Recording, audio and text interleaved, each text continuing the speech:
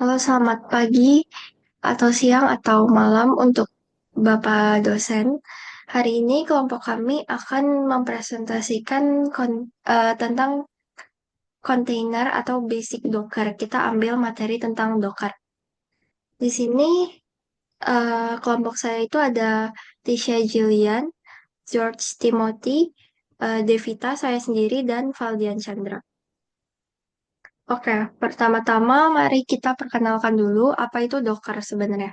Docker itu adalah platform yang bisa dijalanin dan mengelola suatu aplikasi di dalam kontainer, yang dimana kontainer itu merupakan sebuah unit kecil yang mengemas aplikasi beserta semua dependensinya, sehingga aplikasi bisa berjalan secara konsisten di berbagai lingkungan.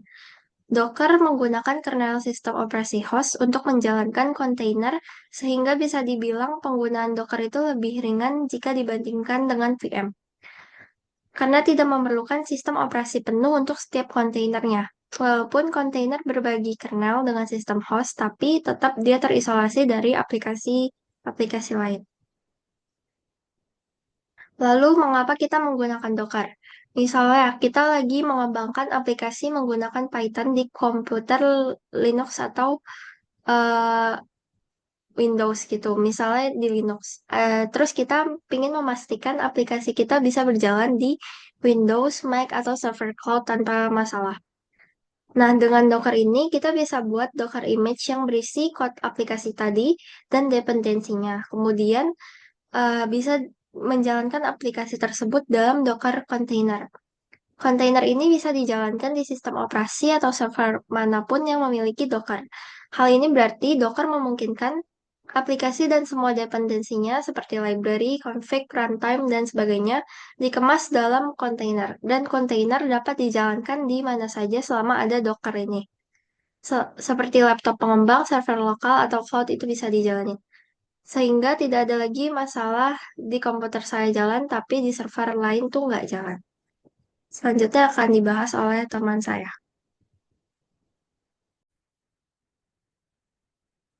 Memasuki product knowledge. Docker komponen. Docker komponen memiliki tiga komponen utama. Yang pertama adalah Docker Engine, yang merupakan perangkat lunak inti yang mengelola kontainer dan terdiri dari Docker daemon, proses yang berjalan di latar belakang untuk mengelola kontainer dan image, Docker CLI, command line interface, alat untuk mengontrol Docker daemon melalui perintah, dan terakhir REST API, yang memungkinkan komunikasi antara aplikasi lain dan Docker daemon. Komponen kedua adalah objek Docker, yang terdiri dari images, template hanya baca untuk membuat kontainer, containers, unit eksekusi mandiri dan ringan yang mengemas aplikasi beserta dependensinya, volumes, penyimpanan persisten untuk data yang digunakan kontainer. Komponen ketiga adalah Docker Hub, yang merupakan registry global untuk menyimpan, berbagi, dan mengunduh image Docker. Docker dan cara kerjanya. Developer menulis file konfigurasi bernama Dockerfile untuk mendefinisikan sebuah image. Docker membangun image berdasarkan Dockerfile tersebut, dan kemudian image digunakan untuk membuat kontainer, dan kontainer dijalankan di lingkungan dimanapun yang mendukung Docker. Docker Advantages. Nah, keunggulan dari Docker ada banyak. Yang pertama, portabilitas. Aplikasi dapat berjalan di mana saja selama Docker terinstall tanpa khawatir masalah kompatibilitas antar sistem operasi. Yang kedua, efisiensi. Kontainer Docker berbagi kernel dengan OS host, sehingga lebih hemat sumber daya dibandingkan dengan virtual machine. Yang ketiga, penyebaran cepat. Proses memulai dan menghentikan kontainer hanya membutuhkan beberapa detik, mempercepat pengembangan dan pengujian. Yang keempat, isolasi. Setiap kontainer beroperasi secara independen, mencegah konflik antara aplikasi atau dependensi. Yang kelima, skalabilitas. Docker memungkinkan aplikasi untuk dilaksanakan dengan mudah dengan menjalankan banyak instansi kontainer. Integrasi ekosistem. Docker kompatibel dengan alat DevOps modern seperti Kubernetes dan Jenkins untuk CI/CD yang membuatnya ideal untuk pengelolaan infrastruktur modern.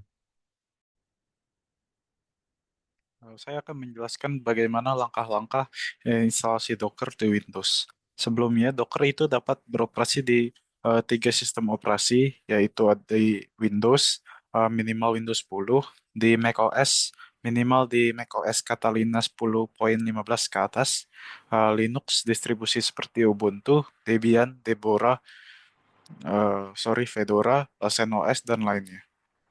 Eh, Langkah-langkah yang pertama adalah buka docker.com yang ini. Terus pilih yang download Docker Desktop. Eh, Pilih yang download for Windows AMD 64. Habis itu tunggu sampai instalasinya selesai.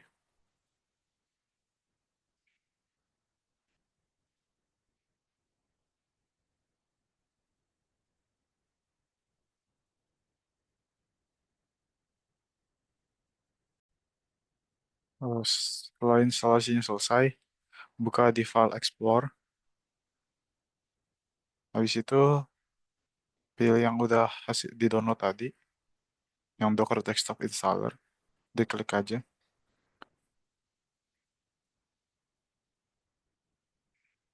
Ini yes.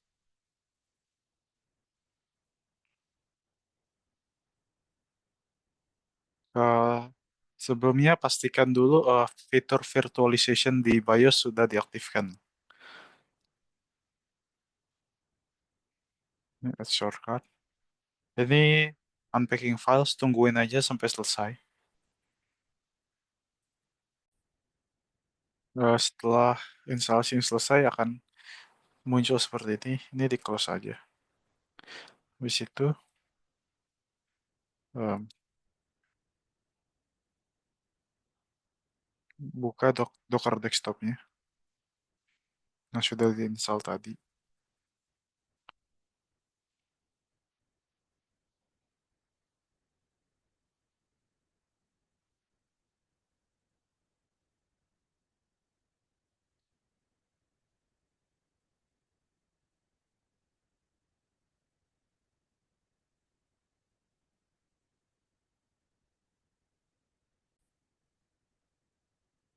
Ini di accept aja.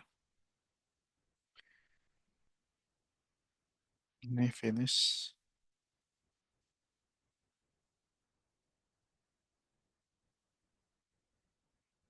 Setelah seperti ini sudah berhasil instalasi.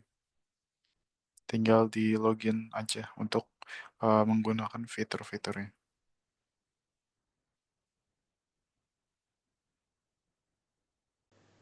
Oke, jadi di sini kita akan mencoba untuk menggunakan Docker di aplikasi kita.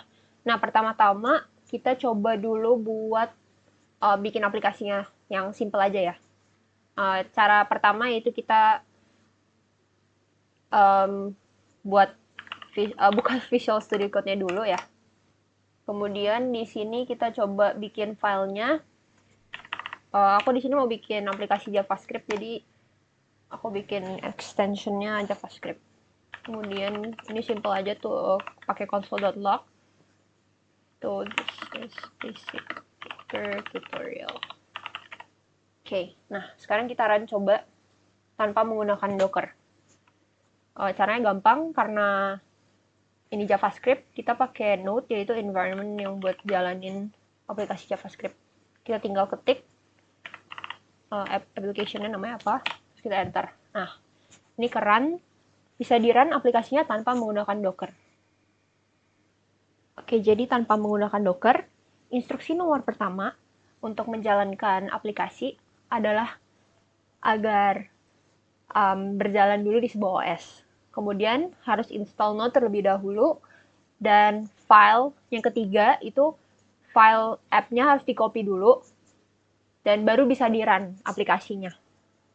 Nah, itu merupakan proses yang kompleks ya, walaupun pas running kita hanya melihat hasil runnya aja, tapi di belakang tuh banyak hal yang terjadi. Nah, ini akan sulit untuk dijalankan di komputer lain selain komputer kita sendiri. Maka dari itu perlu kita gunakan Docker. Nah, menggunakan Docker aplikasi di-contain di dalam sebuah container yang dimana nanti akan di-add atau dimasukkan sebuah Docker file yang merupakan sebuah file teks sederhana yang berisikan instruksi-instruksi untuk membangun Docker image. Nah, image Docker ini merupakan sebuah kita bilang sebagai tools yang membuat kita bisa run aplikasi kita di berbagai environment seperti komputer lokal, server, atau cloud tanpa khawatir aplikasi tersebut tidak kompatibel. Nah, image ini juga membuat proses deployment lebih cepat dan lebih konsisten. Nah, selanjutnya kita akan coba menggunakan Docker ya di dalam aplikasi kita ini agar bisa di-run di semua environment itu. Nah, pertama-tama kita perlu add Docker file. Ini tanpa menggunakan extension, jadi langsung aja di enter. Dan muncul rekomendasi buat install, ini klik aja install. Oke, selanjutnya kita coba isi Docker file-nya ya. Yang pertama, baris pertama tuh from, kita isi pakai base image. Nah, kita bakal pakai node. Ini tuh base image yang udah terdaftar di Docker Hub, bisa aja dicek di websitenya Docker Hub. Itu isinya image-image yang udah terdaftar oleh Docker, bisa dipakai. Nah, kita bakal pakai Alpine. Nah, kenapa kita menggunakan Node Alpine? Karena ini merupakan versi ringan dari Node.js yang berbasis Alpine Linux. Jadi image ini ukurannya kecil sehingga dapat menghemat ruang penyimpanan dan mempercepat proses build. Nah, selanjutnya kita copy dot. Nah, kita bakal copy semua file yang ada di folder ini. Makanya kita tulisnya titik. Dia nge-refer ke semua file yang ada di folder ini. Nah, kita bakal masukin ke dalam directory itu namanya app yang ada di container nanti. Kemudian, nah, workdir itu path yang tadi udah kita buat, yaitu app. Nah, kemudian komennya itu node app.js. Ini komen yang bakal digunakan buat nge-run aplikasi. Jadi udah auto bakal di-run nanti pas di Dockernya. Nah, selanjutnya kita akan coba build Docker. Yang pertama kita coba masuk ke dalam cmd lagi, command prompt lagi. Nah, kita tik docker build. Nah, Docker build ini memerintahkan Docker untuk membangun image berdasarkan Docker file. Kemudian kita akan coba add tag. Kita kasih nama Docker 101, kita samain aja sama dokumen yang kita file folder yang kita buat ya. Nah, jadi strip T itu buat nambahin nama dan aku namainnya tuh Docker 101. Kemudian kita harus kasih tahu juga referensi file apa yang mau di-build. Nah, karena file yang mau di-build ini ada di folder yang sekarang, kita tinggal ketik titik aja. Enter. Oke, dia diproses. Building.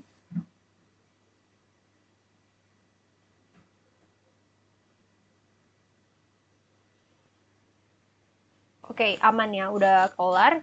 Terus, biasanya kita expect kayak, kan aku tadi udah jelasin ya kalau misalnya dari container yang udah di-build sama Docker file itu bakal jadi sebuah image. Nah, kita expect-nya tuh outputnya image, tapi kok mana image-nya? Kalau misalnya kita lihat di Visual Studio Code-nya juga nggak ada ya. Di sini kayak nggak ada nambah apa-apa, masih sama. Nah, kita tuh harus lihat pakai command docker image ls.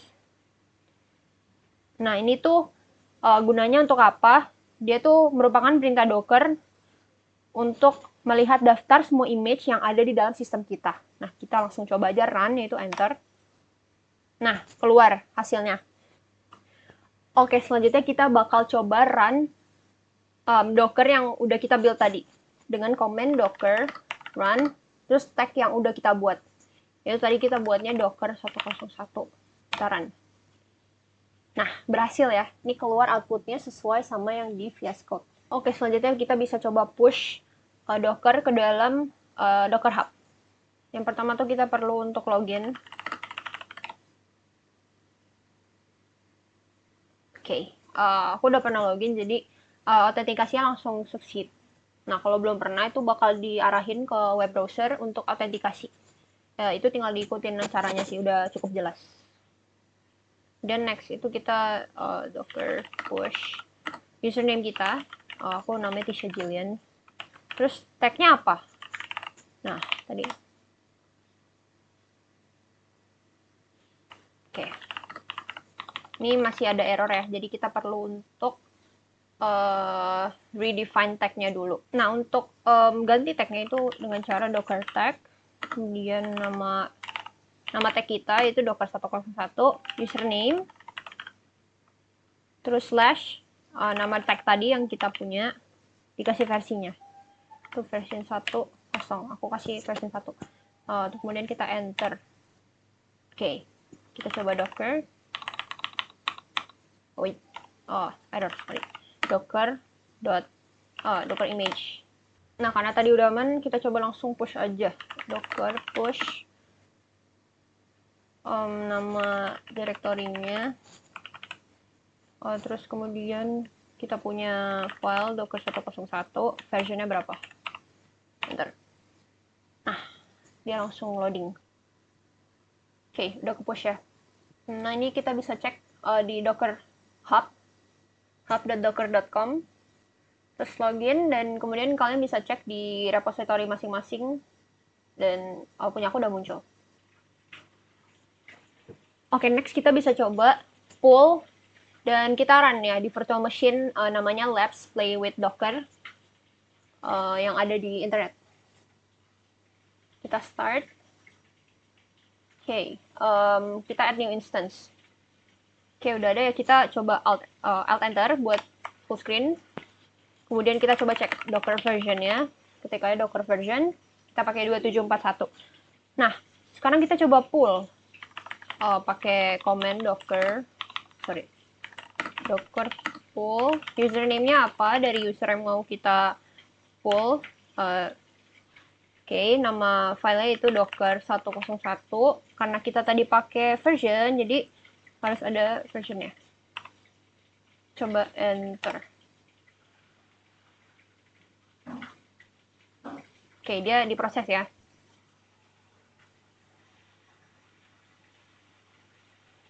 Nah, udah ada. Kita bisa coba cek pakai command docker image ls. Oke, udah ada. Nah, seperti tadi yang ada di CMD, kita coba run ya. Docker run Tisha Jillian. Pakai yang di atas itu docker 101, versionnya 1.0. Enter. Oke, berhasil jalan ya. Dengan memanfaatkan Docker, kita bisa menyederhanakan proses pengembangan, deployment, dan distribusi aplikasi. Docker memungkinkan kita untuk menciptakan environment aplikasi yang stabil dan portable atau dapat berjalan di berbagai macam perangkat tanpa mengubah code atau konfigurasinya. Semoga tutorial ini memberikan Anda pemahaman yang jelas dan membantu dalam memulai perjalanan Anda dengan Docker. Terima kasih.